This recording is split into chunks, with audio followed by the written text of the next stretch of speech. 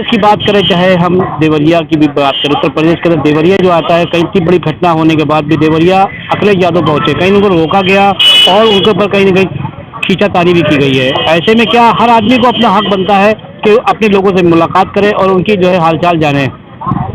ऐसे में जो है देवरिया में उनको रोका गया और काफ़ी जो है हंगामा मचा हुआ। आज जो है अखिलेश यादव देवरिया गए हैं, हाँ, और देवरिया उनको रास्ते में रोक दिया गया।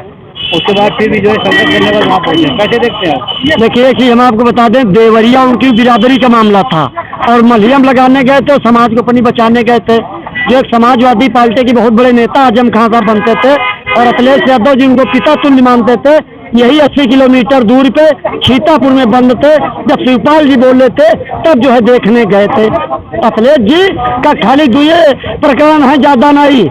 एक तो देवरिया कांड और दूसरा जो स्वामी प्रसाद मौर्य आए दिन बोल रहे हैं, जो चाह रहे वो बुलवा रहे हैं। एक मतलब अनहोनी बयान। तो इससे जनता बेवकूफ नहीं है। और ये जो कह रहे हैं कि मुसलमान भारतीय जनता पार्टी मुसलमानों के दुश्मन है, तो 4 जो है मुसलमानों को भारतीय जनता पार्टी ने एमएलसी बनाया है और 4 लोगों को एमएलसी बनाया है। सऊदीया की रास्ता खुलाई है। अहमद बेईमान परेशान है। अगर मुसलमान का दोष दिया जाता है तो मुसलमान को कोई परेशानी नहीं। दूसरी चीज, ये गठबंधन में सब मिलाए जा रहे हैं, लगाकर मायावती जी को और जो है ओवैसी साहब को। एससी मुसलमान 42% मुसलमान है, क्यों नहीं ओवैसी साहब को मिलाया जा रहा है?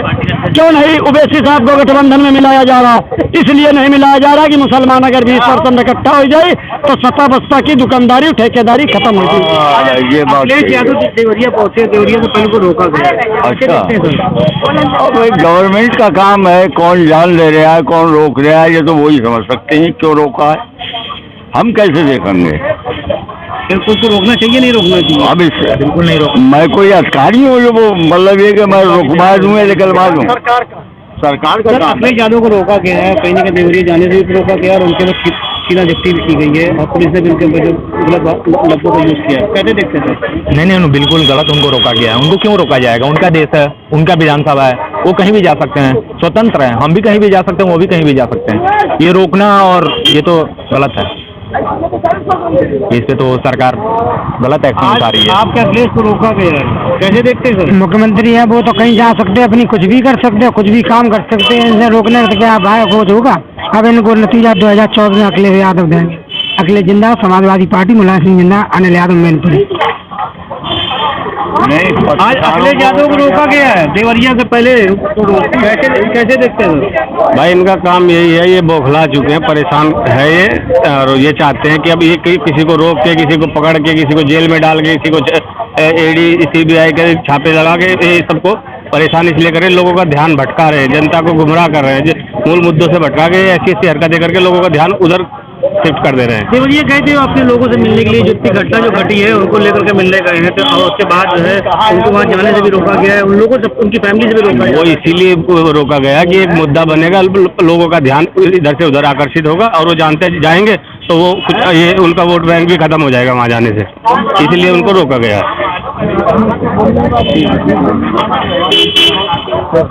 सर आज देवरिया में जो है अपने यादव को रोका गया है, फैमिली के साथ नहीं जाना चाहिए, तो इनका जेल चला दो। क्या जाना चाहिए? उनके फैमिली में जाना चाहिए, नहीं जाना चाहिए? और नेता ही बताएंगे। सर देवरिया में रोका गया है। देखिए, हत्या पे राजनीति नहीं होनी चाहिए। मेरा कहना है कि यहाँ इसको जो है जो जातीय रंग दे दिया गया है, ये बहुत गलत है। और खास करके सोशल मीडिया से लेकर सभी लोग उसको एकदम जातीय रंग दे दिए। कानून को अपना काम करने देना चाहिए कि कानून क्या काम कर रहा है। वहाँ पे जो हत्याएं हुई हैं, जिनके घर के चिराग गुजर गए, जिनके घर के लोग मर गए, उनके घरों पे क्या बीत रही होगी। और हम लोग उसको मुद्दा बना करके वोट की राजनीति को सेक रहे हैं। एक तरफ यादव और ब्राह्मण का उसको मुद्दा बना दिए हैं, ये बहुत गलत है। आपसी वैमनस्यता नहीं फैलानी चाहिए। इस तरह की, इस तरीके की राजनीति से हमें बचना चाहिए। खुद ये लोग जाएंगे नहीं और दूसरे को जाने नहीं देंगे। ऐसे हाथरस कांड हुआ था, राहुल गांधी जी को किस तरह रोका गया था, प्रियंका जी को जगह जगह जाते हैं, ये खुद जाते ही नहीं, उनका पता नहीं लेंगे, उनका दुख दर्द नहीं सुनेंगे, उनका ये नहीं करेंगे और दूसरे को जाने नहीं देंगे। और जब दूसरा जाएगा उस पर बताते हैं कि राजनीति कर रहे हैं। भाई आखिरकार किसी का यहाँ PhD होगी तो आदमी पता लेने नहीं जाएगा, तो वो बात है बस। अपनी जो है हालत को देखने गए तो उनसे मिलने गए थे, तो ये हालात एक्सटेंड होता है कि अपने लोगों को से मिलने जाए, भले सरकार में नहीं है मगर जो है मौजूदा हालत में इससे पहले मुख्यमंत्री रहे हैं, ऐसे में हालात उनको गए हैं वहाँ उनको रोकने में क्या लाभ हो पाएगा? मैं जाने और रोकने की बात नहीं कर रहा हूँ, मैं ये कह रहा हूँ कि जो इसको जातीय रंग दे दिया जा रहा है, जो इसको जो उस पर कार्रवाइयाँ होनी चाहिए उसको रोक करके, बल्कि इसको एक जातीय और एक राजनीतिक पॉलिटिकल रंग दिया जा रहा है, वह खत्म होना चाहिए। मेरे कहने का तात्पर्य ये है, जाने के लिए कोई कहीं भी जा सकता है, ये आपका लोकतंत्र है। माननीय अखिलेश यादव जी अगर जा रहे थे तो उनको जाने देना चाहिए, लेकिन जब इतना बड़ा मुद्दा इसको बना गया तब वो लोग जाने के लिए तैयार हैं। अभी ये अगर कहीं छोटे मुद्दे में तब्दील होता तो शायद नहीं जाती। तो जहाँ पे इन लोगों को वोट नजर आता है वहीं वोट की राजनीति करने शुरू कर देते हैं। मेरा कहने का मतलब अखिलेश यादव देवरिया गए, उनको पहले रोका गया, लोग यही कह रहे हैं कि राजनीति कर रहे हैं, यादव के बयान करते हैं। नहीं, ऐसा कुछ नहीं है। अखिलेश यादव जी ने इस समय जो काम किया बहुत ही सराहनीय काम किया है, बहुत ही अच्छा काम किया है। प्रदेश की जनता जो है उनके कार्यों से खुश है, क्योंकि जो है वो ब्राह्मण परिवार में भी पहले गए और उसके बाद इनके यहाँ यादव जी के यहाँ भी गए और उन्होंने सद्भावना पैदा करने की कोशिश किया है। इससे पहले अगर उप मुख्यमंत्री जी गए थे, उन्हें भी जाना चाहिए था, लेकिन किन्हीं कारणों से नहीं पहुंचे। तो ये जनता के बीच में बहुत अच्छा संदेश दिए हैं। देखिए, जो घटना घट गई उसको कोई नहीं रोक सकता, सांत्वना दे सकते हैं, कुछ मदद इमदाद कर सकते हैं, उन्हें कुछ और सहारा दे सकते हैं कि घबराओ नहीं, हम आपके साथ हैं। तो ये काम बहुत अच्छा हुआ है, क्योंकि बैर बहुत दिन तक नहीं चलाई जा सकती। बैर पे बैर जो है इस तरह से बढ़ता जाएगा और जैसे समुदायों में आपस में झगड़ा बढ़ता जाएगा, इस समुदाय का झगड़ा समाप्त होना चाहिए, तभी प्रदेश और देश का विकास होगा। नहीं तो इस तरह से झंझट चलती रहेंगी तो विकास नहीं होगा। कहा उनको रोका भी गया और उनके साथ छीना झपटी भी की गई है। नहीं तो ये सरकार की जिम्मेदारी थी कि पूर्व मुख्यमंत्री की सुरक्षा के साथ साथ छीना झपटी न करवाते। ये प्रशासन की वहाँ ढिलाई थी, प्रशासन को चुस्त दुरुस्त होना चाहिए था, उनको जो है उसका सम्मान ले जाना चाहिए था पीड़ित परिवारों के घर और उनसे बात करवाना चाहिए था। जो छीना झपटी हुई ये गलत है, क्योंकि पूर्व मुख्यमंत्री रहे हैं, वो भी सांसद रहे हैं और हमारे जो मुख्यमंत्री जी हैं वो भी सांसद रहे हैं, वर्तमान में मुख्यमंत्री हैं, इनसे सीनियर एक तरह से वो मुख्यमंत्री हैं। तो इस तरह का काम नहीं करना चाहिए। देखिए, सरकार अगर बदलती है तब भी बदले की भावना से इस तरह का काम नहीं करना चाहिए। वर्तमान में जो अखिलेश यादव जी ने काम किया ये बहुत ही सराहनीय है।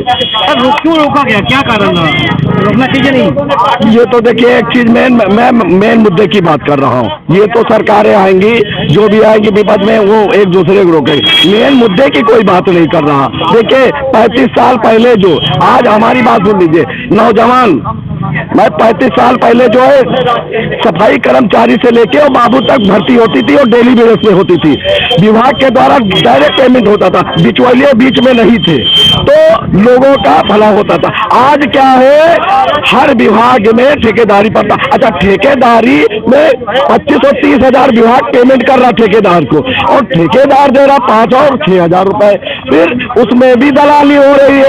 उसमें क्या हो रहा है कि वो जो है नगर निगम में 100 आदमी की सैंक्शन हो जाती है। सुन लीजिए, सफाई कर्मचारी की, जिन्होंने मोदी साहब ने सफाई कर्मचारी का पैर धोया था, वो सफाई कर्मचारी के आप जांच करा लीजिए। इस पर मैं कह रहा हूँ, अगर CBI जांच करा लीजिए, अगर गलत हो तो मैं झूठा। हर पार्षद के पास, हर उसके पास 50 और 100 आदमी की सैंक्शन होती है, और क्षेत्र में कितने आदमी लगा रहे? 10-90 आदमी का पैसा मिल बांट के सब खा रहे हैं। नगर निगम में देखिए, मेडिकल कॉलेज में चले जाइए, 50,000 रुपया दीजिए, 50,000 रुपया दीजिए, आप कर रहे हैं, आपको हटा के दूसरे को लगा दे। इसी तरह लोहिया में चले जाइए, भ्रष्टाचार, 1 लाख रुपया दीजिए, वार्ड भाई की नौकरी पा जाएगी। कैसे भ्रष्टाचारी हो रहा जो मामले को?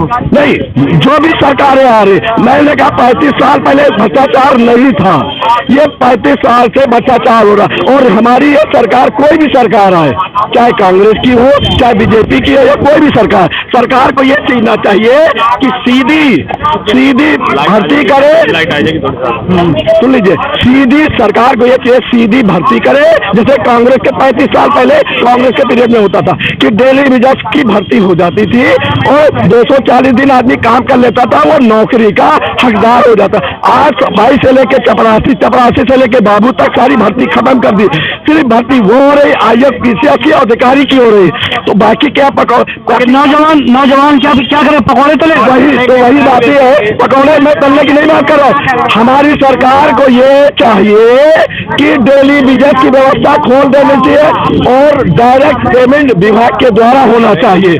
विभाग के द्वारा डायरेक्ट आदेश कर देना चाहिए कि विभाग के द्वारा IAS PCS को पावर दे देना चाहिए कि वो अपने हिसाब से, जरूरत के हिसाब से वो भर्ती कर ले और विभाग उसका पेमेंट करे। देशों की हालत खराब है, मतलब जो है दूसरे मुल्कों में जो है जंगें हो रही हैं, कहीं न कहीं फिलिस्तीन की बात करें चाहे कहीं की बात करें, जंगों का जो दौरा है तो कहीं न कहीं अबकी से भारतीय जनता पार्टी उसको कैच करने की कोशिश कर रही है। कैसे देखते हैं सर? कहाँ का दौरा? दौर जो चल रहा है ऐसा चल रहा है कि इसको बीजेपी को कहीं न कहीं कैच कर रही है। ऐसे माहौल को जहाँ जंगें हो रही है, जहाँ लोगों की मौत हो रही है, वहाँ फिलिस्तीन में इतने हालात खराब है, मगर जो है बीजेपी इसको जो है एक अलग रूम से देख रही है। कैसे देखते हैं सर? अरे वाह, क्या बात करते हैं, गोदी मीडिया इसमें परफेक्ट है। इजराइल और फिलिस्तीन का चल रहा है, बहुत बढ़िया युद्ध चल रहा है उनके लिए, मोदी के लिए भी चल रहा है, 2024 के लिए। मैं आपको बताता हूँ, यहाँ पर बम फटा, अभी बम फटा है। और देखिए यहाँ पर अभी कुछ देर तक हालात अच्छे थे, मगर अभी कुछ देर पर वो तब बम फटा है। वो साला बम 10 किलोमीटर में फटा, इनको यहाँ आवाज आई।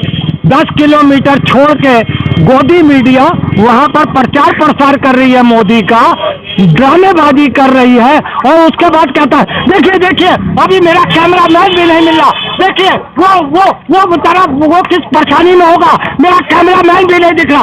अबे तो तुम्हारी फोटो कैसे खिंच गई, ये तो बताओगे, देश को ये तो बचाओगे कि तुम्हारी फोटो कैसे खिंच गई।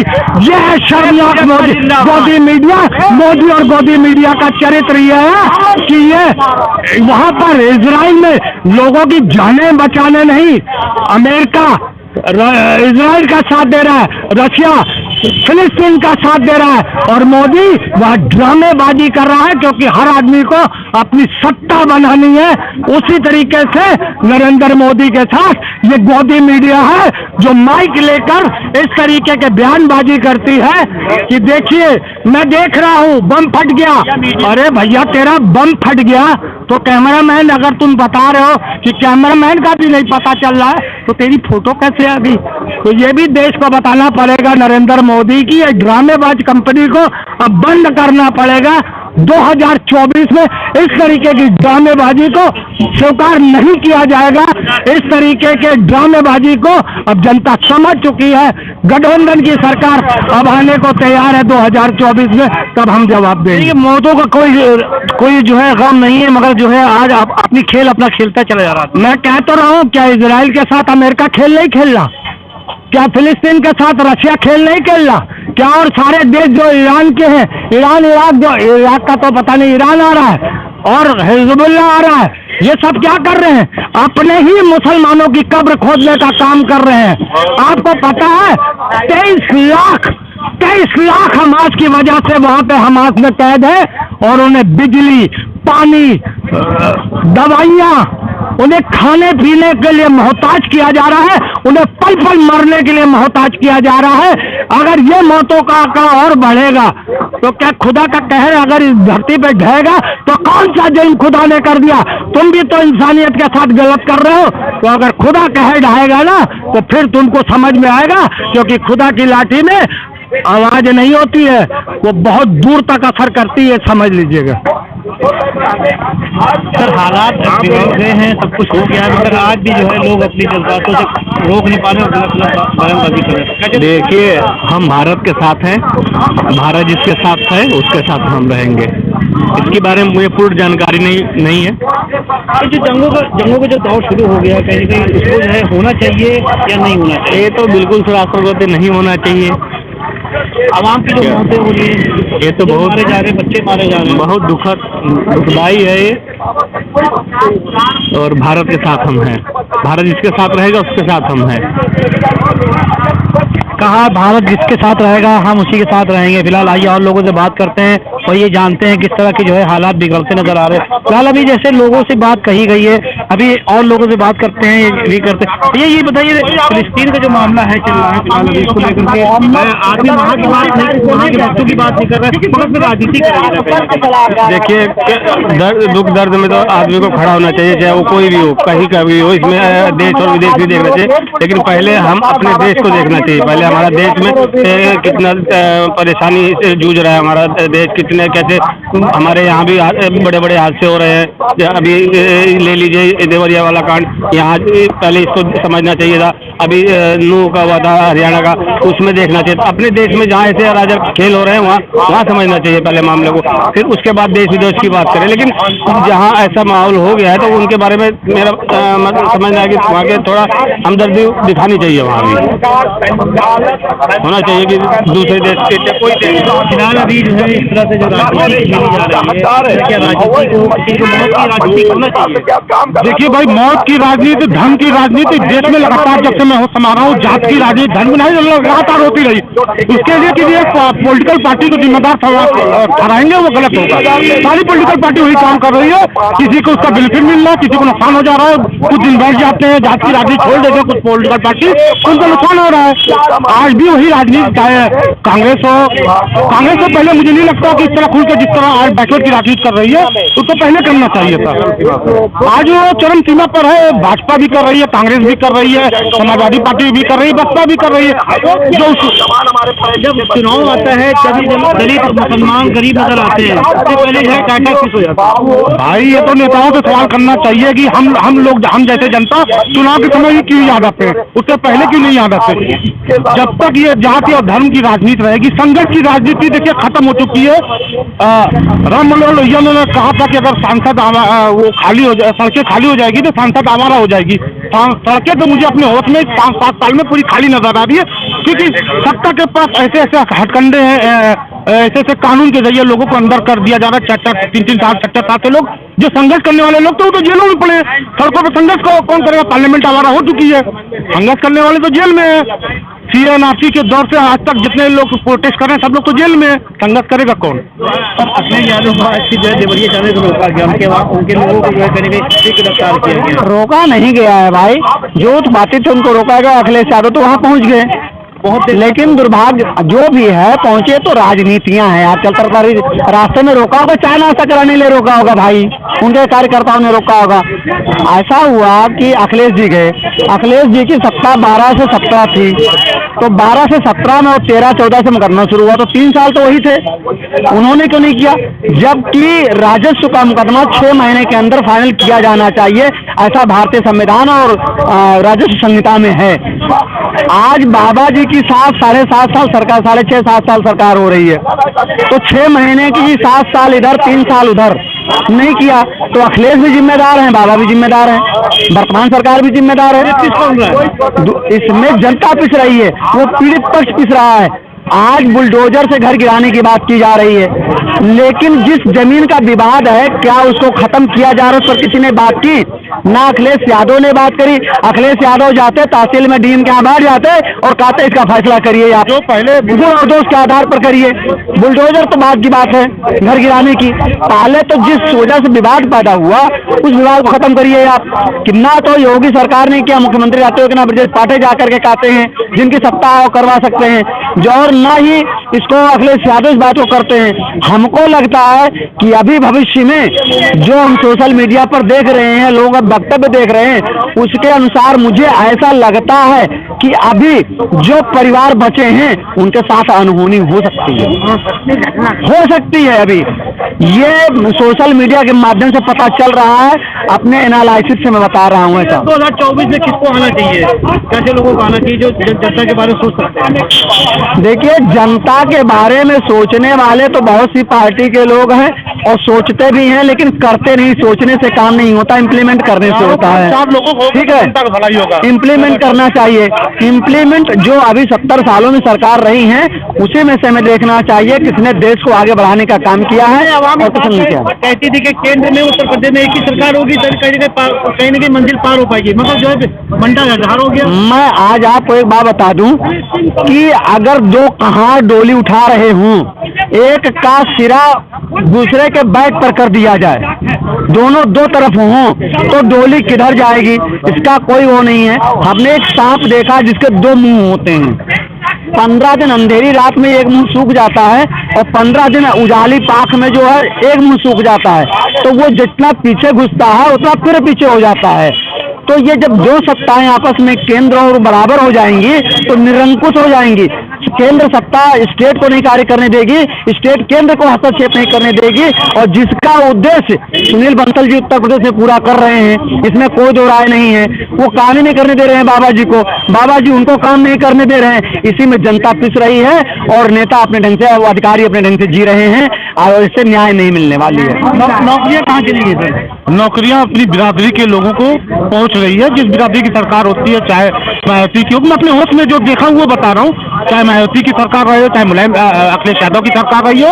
मैंने कुछ दौर मुलायम सिंह का भी देखा है, कुछ दौर माननीय योगी आदित्यनाथ जी का देखा है। उनके जिस बिरादरी के मुख्यमंत्री उत्तर प्रदेश में बनते हैं, उस बिरादरी के लोग नौकरियों में दिखते हैं। अटल बिहारी वाजपेयी ने 100 जॉब का रास्ता खोल के मुसलमानों को कहीं ना कहीं आगे बढ़ाने का काम किया था। बिल्कुल बिल्कुल, मैं इस बात को एक्सेप्ट करता हूँ। अटल बिहारी वाजपेयी देश के माइनॉरिटी के लिए सबसे अच्छा काम किया। और बुलडोजर नीति की जो बात आ रही है, बुलडोजर नीति की, मैं अपने होश में जो देखा हूँ, बुलडोजर की पहली कार्रवाई रामपाल यादव समाजवादी पार्टी के विधायक थे सीतापुर से, अखिलेश यादव मुख्यमंत्री थे। अखिलेश यादव के खिलाफ बयानबाजी देते हुए उनकी सीतापुर से लखनऊ की सारी प्रॉपर्टियां इलीगल बता के ध्वस्त कर दी गई। ये नीतियां जो भी सरकार आएगी वो करती रहेगी। एक तरीका अखिलेश यादव ने दिखाया था योगी आदित्यनाथ जी को, वही अपना रहे हैं योगी आदित्यनाथ जी। कोई नया काम कोई नहीं कर रहा है। बहरहाल यही बात सामने आई है, जो पहले अखिलेश यादव करके गए थे वही जो है कहीं ना कहीं योगी आदित्यनाथ भी कर रहे हैं, उसमें कोई नया काम नहीं आया है। अब ये लगता है कि आने वाली सरकार जो भी आएगी वो इसी तरह से आएगी कि उनके पैटर्न पे चलेगी। देखते रहिए तला के साथ शरफुद्दीन खान, खबर।